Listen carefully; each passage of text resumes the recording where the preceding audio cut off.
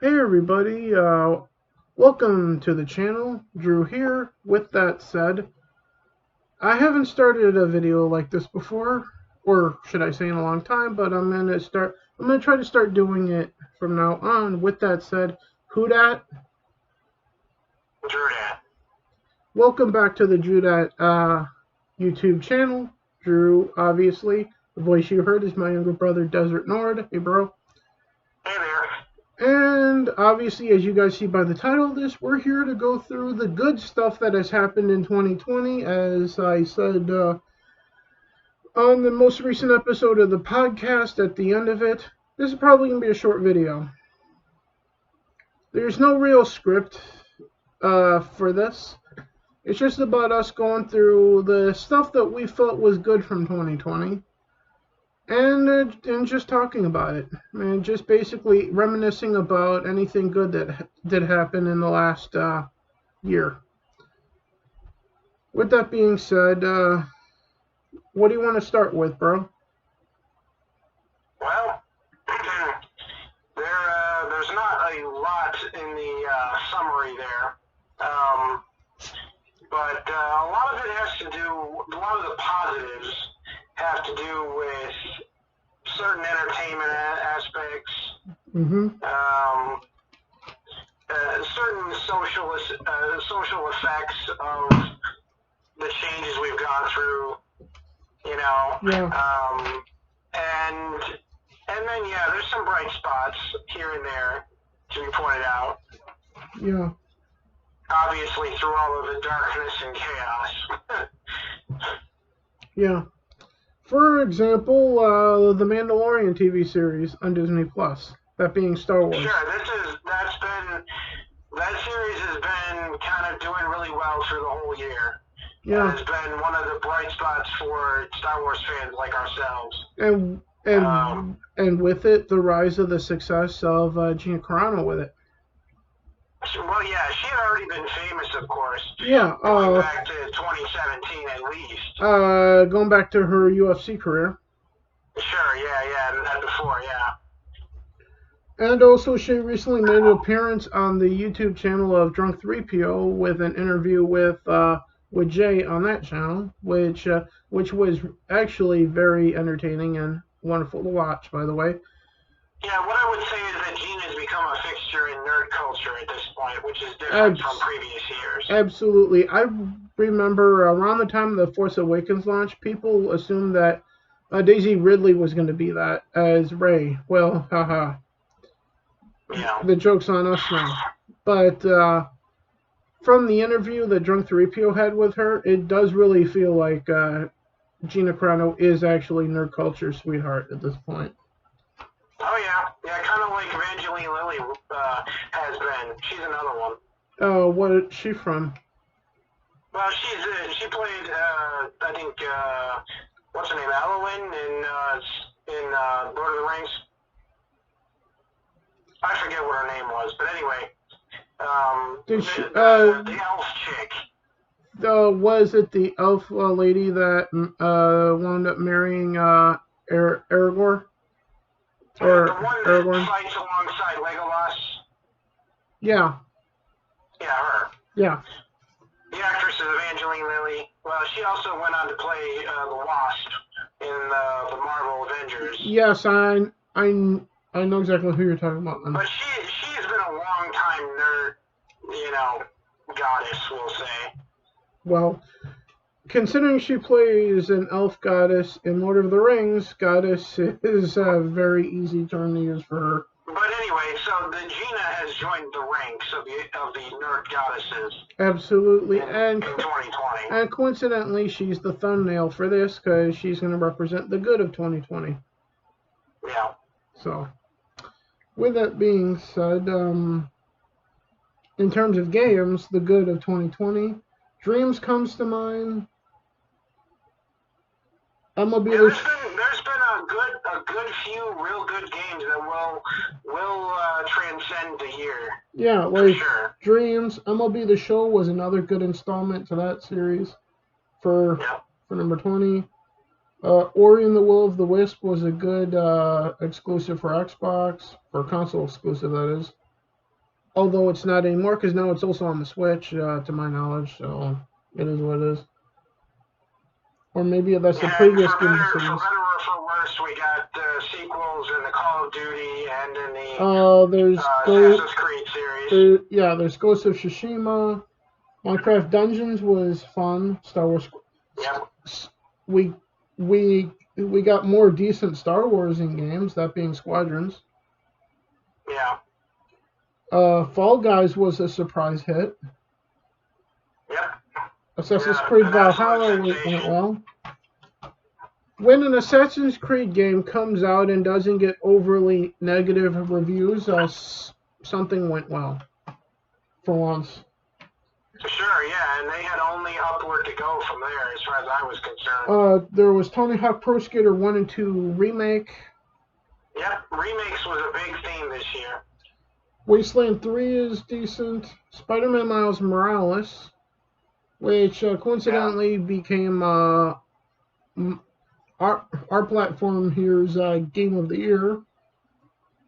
Yep. Doom Eternal, Watch Dogs Legion was average, but then against Watch Dogs, so that's always crap to average anyway.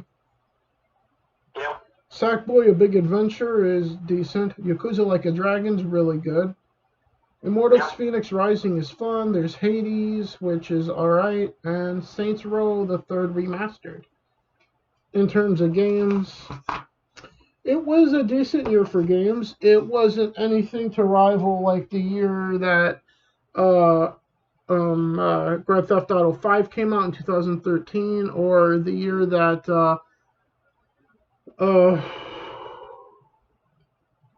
Red Dead Redemption 2 came out. I believe that was 2018, right?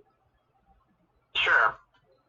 So, but in terms of games, this was actually not a terrible year. Yeah, all the AAA games, all the most anticipated titles of the year were basically disappointing. Yeah. And all the titles that you didn't see coming or were maybe not as hyped were great. Or a lot of them were great. Or good. Yeah. Or good. Yeah. And then there's stuff that got even better in 2020, like No Man's Sky wound up getting the best ongoing game.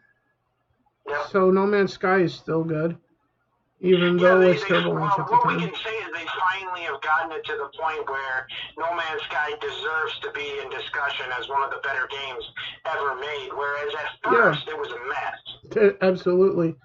Hopefully Cyberpunk gets there, but we'll see what happens. Sure, yeah, we do hope that Cyberpunk gets there, because it has been a mess at first. Yeah. But overall, it's largely just been Jon Favreau, Dave Filoni, and George Lucas working on Star Wars stuff. And also the fact that we're going to be getting the Book of Boba Fett here in 2021, so... Yep, and the overarching theme with Star Wars is that the fandom menace has finally won the debate over what deserves to be respected in the Star Wars community. Yeah, and then there's still stuff to talk about on that front from Kathleen Kennedy's side in the other video. Of Kathleen and the bunch. Yeah, but we'll talk about that in the other video because I have a special thumbnail for that as well. And that will be filmed next week, which will air next Friday as well here on the channel.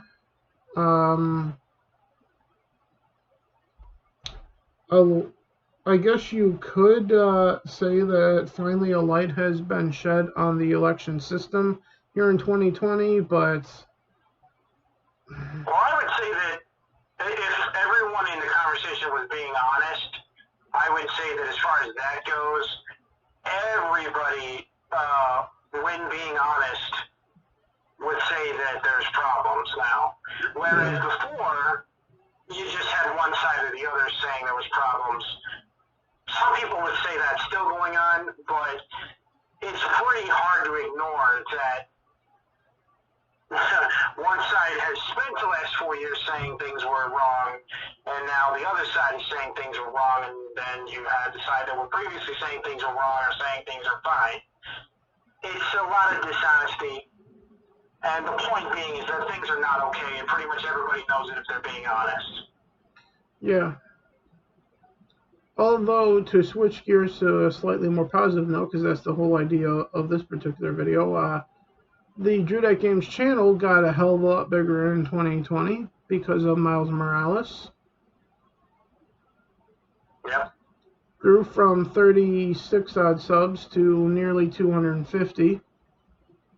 Yep. Just because of unboxing Miles Morales when it came a few days early and then playing it a couple days early, therefore garnering a copyright strike, but in the process people going, well, because he did that to prove the integrity, we're just going to sub to the channel. So yeah, 12,000 views, that'll happen.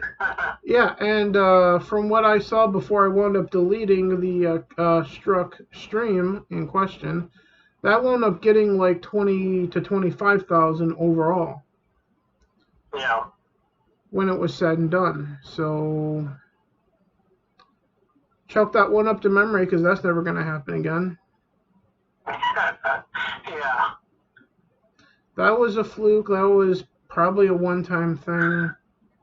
But we'll see what happens. We'll see if this channel ever gets anything like that. Well, first of all, I was only doing that on purpose, knowing full I was going to get copyright strike, but it was mostly just to prove the integrity because people were calling me out for going, this is fake, that's not real copy, blah, blah, blah. Oh, it's not real copy? Then how am I playing it? Yeah. Live on stream. That was the only reason that I did that. It wasn't to intentionally get a copyright strike. It was to prove it was to prove my integrity to people. Oh yeah, well, you know, I mean, because when you get people that are all like half saying it's bull, and you're like, no, it's not bull, it's real, let me show you. Yeah. So. Knowing full well that I probably would have gotten in trouble for doing it, and I turned out to be right. There are just but in the end, it was worth it. To put up or shut up, and you prefer to put up, so. Yeah, which that's just the kind of guy I am. If people tell me to put up or shut up, oh, I'll put it up, all right. I'll put it right up your ass if I have to. Yeah. Which, coincidentally, that's what I do admire about Jeremy from Geeks and Gamers. He's the kind of guy to put up and not shut up, because he doesn't know how to shut up. So the whole episode, the whole adventure there is basically an adventure, and all PR is good PR. all attention is good attention, in a sense. At this point, yeah, because it grew the channel to the point where I'm a quarter of the way to getting to 1,000 subs now, so. Yep. Or just about to that point.